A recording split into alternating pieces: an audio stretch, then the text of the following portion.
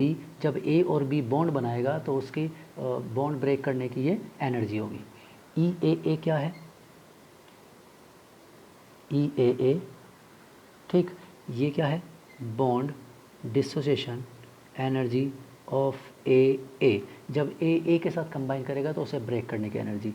ये ई बी क्या है? Bond dissociation energy of B. यानी कि दो एटम हैं A and B, there are two atoms A and B. A has electronegativity X है या काई है, B has electronegativity X B और काई बी।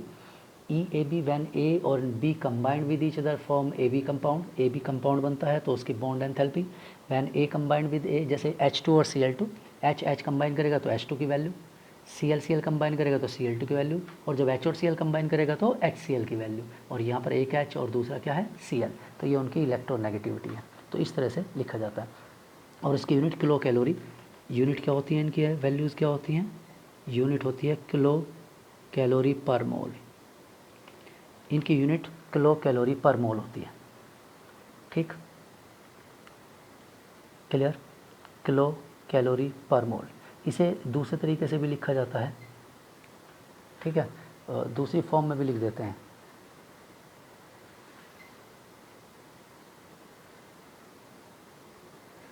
एक्स, इसे ऐसे भी लिख देते हैं कुछ बुक्स में, ठीक है, एक्स ए या काई ए माइनस काई बी, ठीक है, equal to 0.28 under root delta A B, ऐसे भी लिख देते हैं, ठीक है, डेल्टा ए बी इस फॉर्म में भी लिख देते हैं। और if electronegativity of A is greater than electronegativity of B, ताकि आंसर क्या आ जाए? पॉजिटिव आ जाए, नेगेटिव ना हो। और ये वाली, ये किसके इक्वल होता है? डेल्टा ए बी किसके इक्वल है? ये है, अलग अलग फॉर्मूले मतलब कैलकुलेशन है। E A B bond distribution enthalpy of A B experimentally,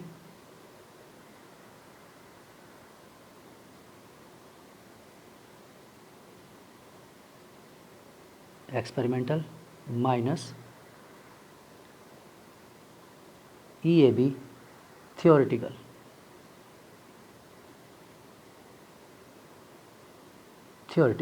ठीक है। जब उसकी वैल्यू एक्सपेरिमेंटल, अगर मतलब इस फॉर्म में थियोरेटिकल एक्सपेरिमेंटल की फॉर्म में गिवन है तो ऐसे सोल्व करिए, अगर उनकी सेपरेट वैल्यू गिवन है तो ऐसे सोल्व करिए, मतलब अलग अलग फॉर्मूले दिए हुए हैं साइंटिस्ट ने, या फिर इस तरह से सोल्व करिए अगर वो एटम्स है सिंपल, अगर वो कंपाउंड बना रहे हैं तो ऐसा सोल्व करिए, ठीक है, या उनकी एक्सपेरिमेंटल वैल्यू और थियोरेटिकल वैल्यू ऐसी है तो ये सोल्व करिए थर्मोडाइनमिक्स के बेस पर, ठीक है। तो इस तरह से ये फॉर्मूला है, या फिर आप इसे और भी फॉर्म में लिख सकते हैं, ठीक।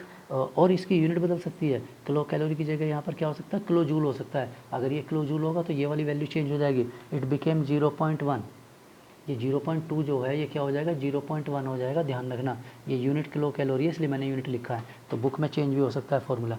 या हम इसे क्या लिख सकते हैं? इसे और तरीके से लिख सकते हैं, electronegative difference of A and B equal to 0.208 under root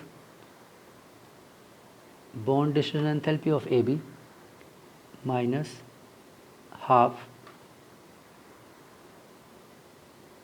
bond distribution enthalpy of AA plus bond distribution enthalpy of BB, ठीक है, इस फॉर्म में भी लिख सकते हैं।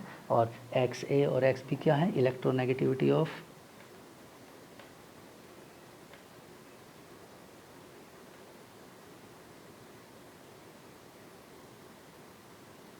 A और ये क्या है? Electronegativity of B,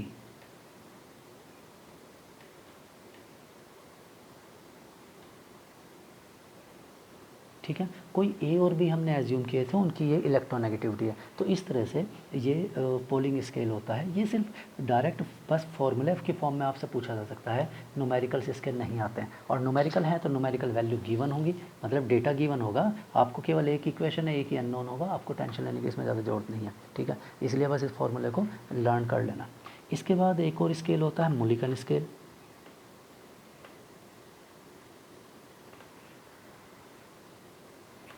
मुलिकन्स scale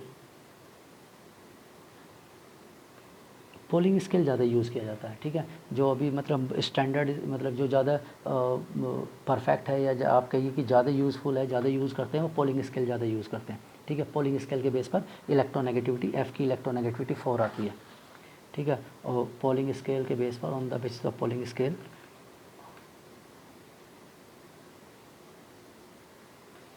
on this scale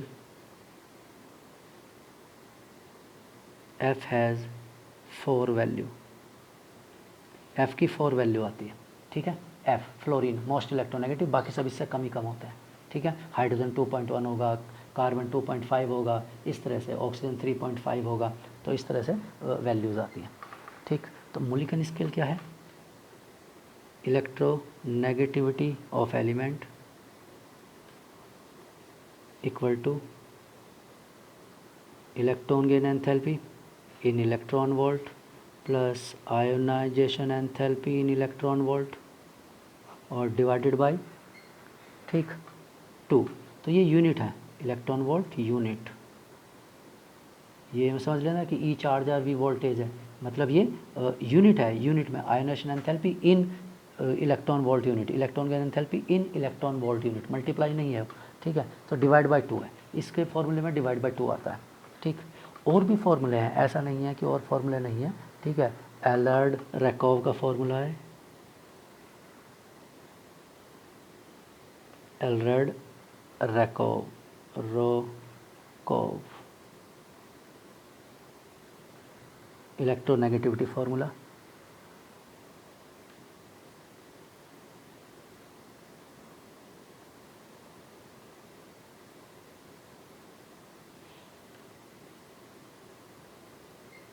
ठीक है। ये भी फॉर्मूला है इसका भी, ठीक है। क्या है electronegativity?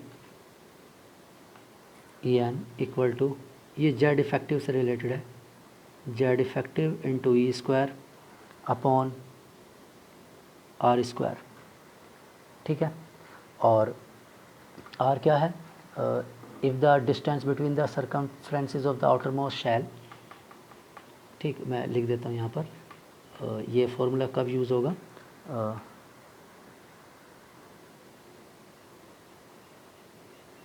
if the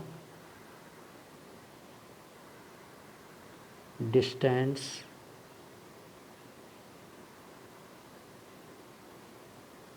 between the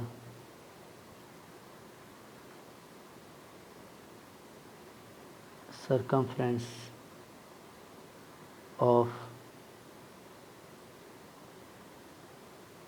outermost shell and the nucleus is R, ठीक है, ठीक। ये और यूनिट क्या होगी इसकी? इन मीटर, मीटर में उसकी यूनिट है, ठीक है। तो ये फॉर्मूला है। और एक और फॉर्मूला होता है, इसे ऐसे भी लिखा जाता है, Z effective into 0.359 upon R square plus 0.744। ये आर स्क्वायर क्या होगा? यूनिट, क्या यूनिट होती है इसकी? एंगस्ट्रॉम। अगर आर की वैल्यू एंगस्ट्रॉम है तो ये फार्मूला यूज़ होगा, आर की वैल्यू अगर मीटर है तो ऊपर वाला फार्मूला यूज़ होगा, ठीक है। इन मीटर, यूनिट मीटर, इसके यूनिट मीटर है, ठीक है। तो मीटर में, और जेड इफेक्टिव तो आपको पता ही है, और ई स्क्वायर, ई तो चार्ज होता है, ठीक है। तो इस तरह से ये फॉर्मूले हैं, ठीक है, इलेक्ट्रोनेगेटिविटी को सॉल्व करने के, ठीक। अच्छा, और ऊपर जो हमने फॉर्मूला लिखा था delta A B, delta A B को और किलोजूल पर मोल को, ठीक, सॉल्व भी कर सकते हैं एक्सपेरिमेंटल और थियोरेटिकल वैल्यू से, ठीक। उसे इलेक्ट्रोनेगेटिविटी के बेस पर भी सॉल्व कर सकते हैं। डेल्टा ए बी वाली value, the experimental theoretical values of bond energies are equal, ठीक है, in a purely covalent molecule A B के लिए जो भी होगा experimental theoretical values of bond energy equal हो जाती हैं, ठीक है। तो क्या हो जाएगा? ए बी इक्वल टू 0 हो जाएगा, मतलब डेल्टा ए बी की वैल्यू आप यहाँ से ऐसा भी लिख सकते हैं, जो डेल्टा ए बी लिखा है ना हमने, थियोरेटिकल और एक्सपेरिमेंटल वैल्यू, ये एक और तरीके से सॉल्व हो सकता है। डेल्टा ए बी मैं यहाँ लिख देता हूँ, डेल्टा ए बी की वैल्यू 23.06 एक्स ए माइनस एक्स बी स्क्वायर, मतलब इलेक्ट्रोनेगेटिविटी का डिफरेंस का स्क्वायर इंटू 23.06। ठीक है, ये डेल्टा ए बी की वैल्यू हो सकती है। ठीक है, और इसका यूनिट आएगा किलोजूल पर मोल, यूनिट किलोजूल पर मोल। तो इससे भी सॉल्व कर सकते हैं, लेकिन ये सिर्फ फॉर्मूले हैं, मैंने कहा ना है बस ये फॉर्मूले लिखने के लिए हैं। ठीक है, इनका लिखने में यूज़ होगा बस, उससे ज़्यादा न्यूमेरिकल तो मुझे कंपटीशन में तो आज तक कभी नहीं आया। हाँ, बुक्स में ज़रूर आपको न्यूमेरिकल मिल जाएंगे इसके। ठीक है, तो आप इसे सिर्फ उन न्यूमेरिकल्स को सॉल्व करने के लिए रीड कर लीजिए इसे। ठीक, क्लियर, ये फॉर्मूले हो गए। अगर हम इलेक्ट्रोनेगेटिविटी की बात करें तो F is most electronegative, F के बाद ऑक्सीजन, ऑक्सीजन के बाद Cl, Cl के बाद नाइट्रोजन। ठीक है, तो ये 4 मोस्ट इलेक्ट्रोनेगेटिव एलिमेंट है। ठीक है, most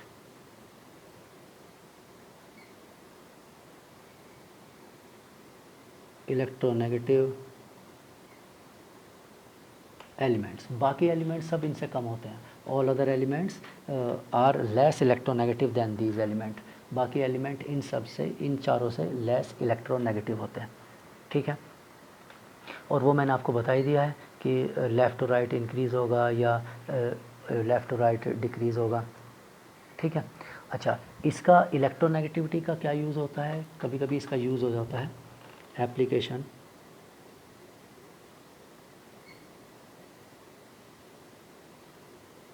of EN, use of EN। ठीक है, partial ionic character in covalent bond, तो इसे हम सॉल्व कर सकते हैं।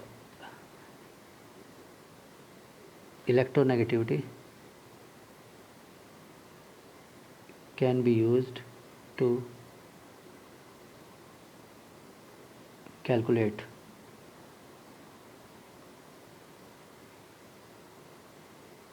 थियोरेटिकल। ठीक है, प्रैक्टिकल नहीं, थियोरेटिकल। तो can be use to calculate the ionic character और percentage in covalent bond.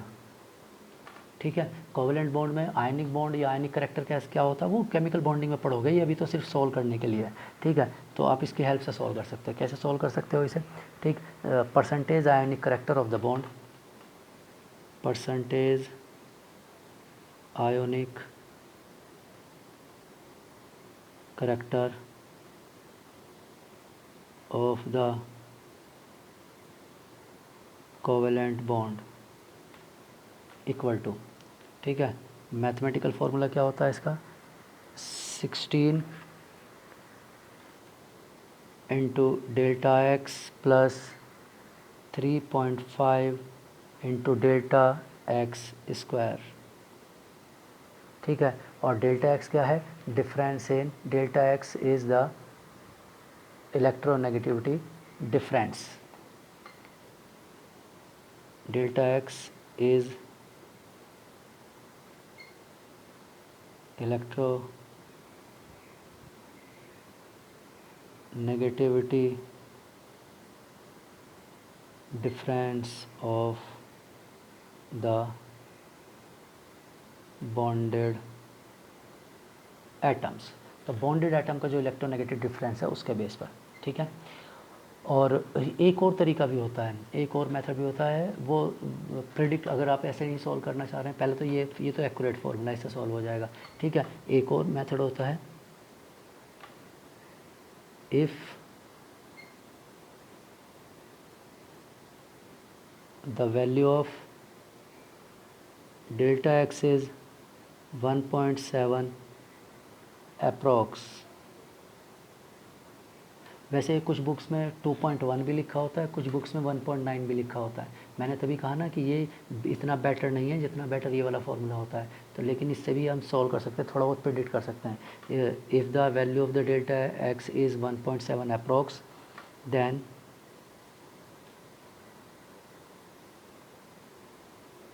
ionic percentage is about 50, ठीक है, उसका 50 होगा। और अगर 1.7 से ज़्यादा है तो वो क्या होगा, 50% से इंक्रीज़ हो जाएगा। और अगर 1.7 से कम है डिफरेंस तो क्या हो जाएगा, 50% से कम हो जाएगा। ठीक, ऐसा होता है। क्लियर? जनरली और भी एप्लीकेशन है इलेक्ट्रोनेगेटिविटी के। इलेक्ट्रोनेगेटिविटी के क्या एप्लीकेशन है?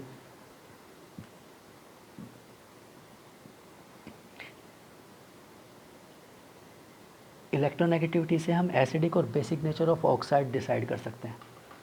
ठीक है, ये पहला एप्लीकेशन हुआ। दूसरा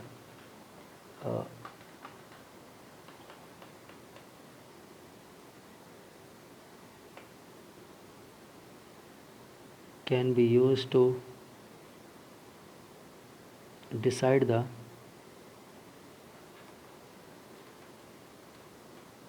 acidic or basic character of oxides and oxo और ऑक्सी एसिड्स। ठीक है, इनके मतलब किसी का एसिडिक नेचर और उसका एसिडिक नेचर सॉल्व करने के लिए हम इलेक्ट्रोनेगेटिविटी को यूज़ कर सकते हैं। ठीक है, जैसे अगर हम बात करें कि एसिडिक ऑक्साइड्स मेट कौन क्या नेचर होता है एसिडिक ऑक्साइड का, लेफ़्ट टू राइट मूव करते हैं तो इलेक्ट्रोनेगेटिविटी इंक्रीज़ होती है। With increase in electronegativity acidic nature of oxides increases. With increase in electronegativity acidic nature of oxides increases. ठीक है, ऑक्साइड्स का एसिडिक नेचर इंक्रीज होता है, therefore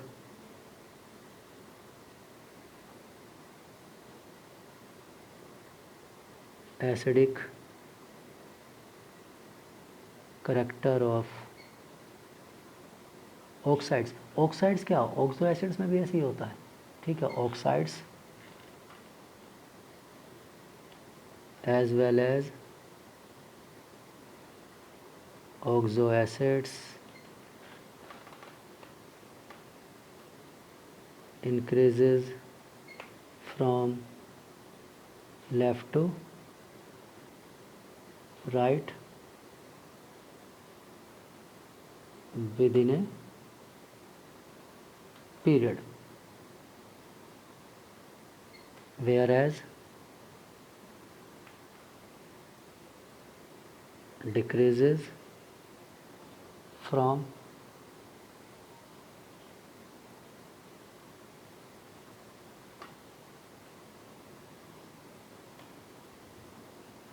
upward to downward within a group।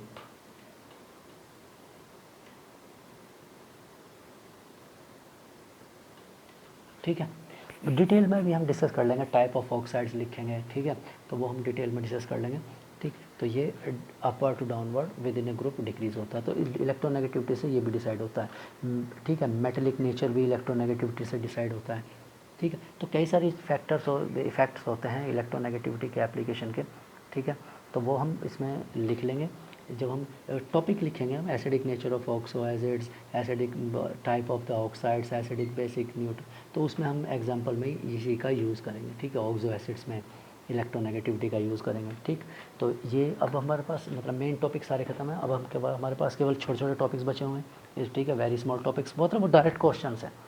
Which of the following is more acidic, मतलब जो कौन acidic है कौन लेस एसिडिक है, which one is more basic. तो एक एक लाइन के स्टेटमेंट है वो, ठीक है। जैसे हाइड्राइड का एसिडिक नेचर लिखेंगे, इंक्रीज इज इलेक्ट्रोलाइट, ख़त्म, ठीक है, या increase is down the group, बस ख़त्म। ऐसे ही लिखना है, बेसिक नेचर ऑफ हाइड्रोक्साइड्स, ठीक है, increase is upward to downward, decrease is from left to right, बस इतना ही लिखना है, इससे ज़्यादा कुछ नहीं। तो एक एक लाइन के ये इस बचे हुए हैं, टॉपिक्स बचे हुए हैं, ठीक है। तो वो नेक्स्ट लेक्चर में अभी मैं वो एक पेज पर लिख कर और वो आपको सेंड कर दूँगा, ठीक है। उसमें ज़्यादा कुछ बताने के लिए नहीं है, ठीक, बस सीधा सीधा याद करना होता है। थर्मल स्टेबिलिटी है, एक मतलब एक एक लाइन के टॉपिक्स हैं, कोई बहुत ज़्यादा डिटेल नहीं है। हाइड्रेशन एंथैल्पी है, ठीक है, या और कोई टॉपिक है, मतलब छोटे टॉपिक जो भी हैं इससे रिलेटेड चैप्टर। सॉल्युबिलिटी है, सॉल्युबिलिटी ऑफ सॉल्ट का क्वेश्चन पूछ सकते हैं पीरियोडिक प्रॉपर्टीज़ में, ठीक है।